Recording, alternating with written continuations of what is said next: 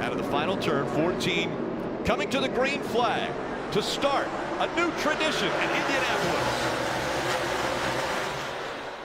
What's going on, guys? Welcome back to another episode of Kozmatt's Race Recap. Let's get right into the first race for the Cup Series at the Indy Road Course. The 23rd race of the season.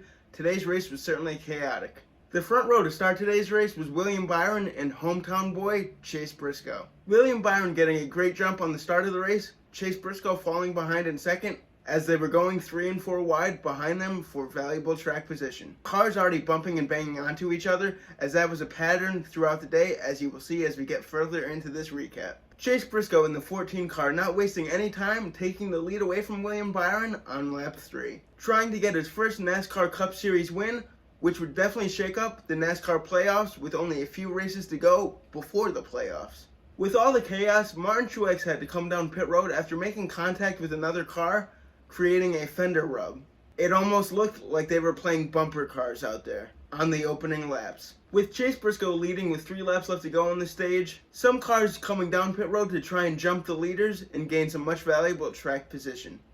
Kind of like what we saw last week at Watkins Glen. The leaders not allowing that to happen, however, as they came down 1 lap later to fill their cars full of fuel and put 4 fresh tires on. With Tyler Reddick in the 8 cars staying out, he won the first stage, getting some much valuable stage points, which will help him stay away from that playoff bubble, as he's the last car currently above the playoff cut line in 16th place, getting his second stage win of the season. Jumping right into stage 2, we saw Chase Elliott and Brad Keselowski lead the field to green.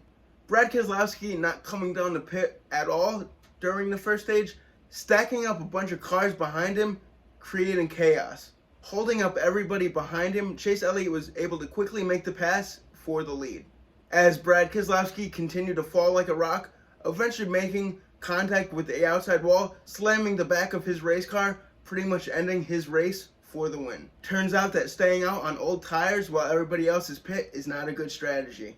Stage 2 was absolutely intense, with cars like the 42 car of Ross Chastain, the 21 car of Matt DiBenedetto, and the 20 car of Christopher Bell all spinning out in stage 2.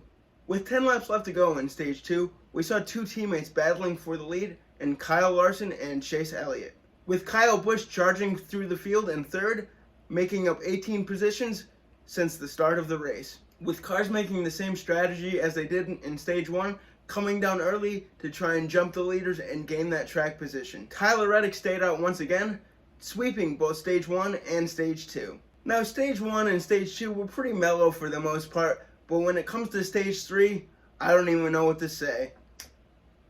It was just a mess, and I'll get right into it. With 2 red flags in the stage, we did not know what we were getting into. Stage 3 kicked off with the 2 teammates, Kyle Larson and Chase Elliott, leading the field to green, with their other teammate, William Byron, holding that 3rd spot for a Hendrick 1-2-3.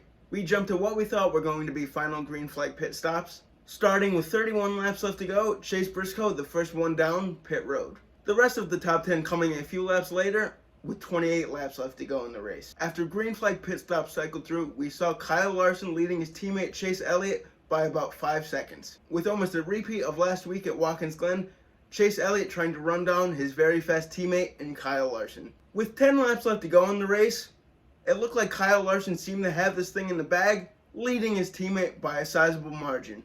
And then that's when all the melee and madness started, as we had a caution with 10 laps left to go in the race, with pretty much everybody coming down pit road to make some adjustments and put on some 4 fresh tires to try and get the first Indianapolis Road Course win.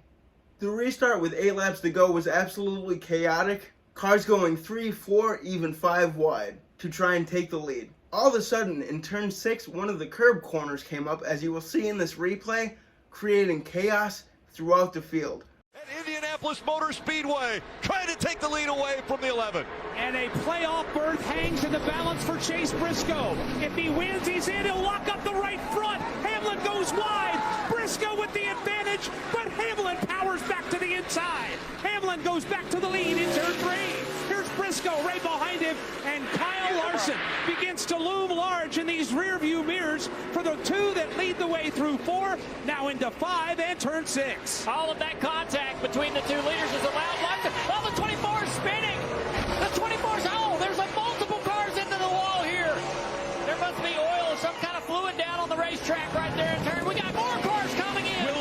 is reporting that the curb came up. He hit the curb in the 24. Yeah, the curbing is coming up, and that's what everyone hit when they were coming through there in turn 6. Watch the 24 car here. Boom! Destroys the splitter. The car just spins out. Everyone behind him piles in. Ultimately, just, that upward movement, that continued splitter driving underneath that curb ended up failing the curb.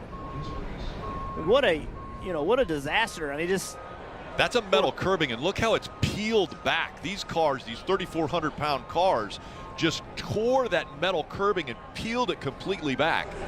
They've pulled the entire curbing out now, and they're sliding it away. Finally back to racing after a long red flag incident. The chaos did not stop there, as we had 2 green-white checkers to try and finish this thing up. AJ Allmendinger somehow winning the race. You could pretty much just call that a win of attrition, being able to avoid all the wrecks and chaos that we saw today. Congratulations to AJ Allmendinger getting his 2nd win of his NASCAR Cup Series career.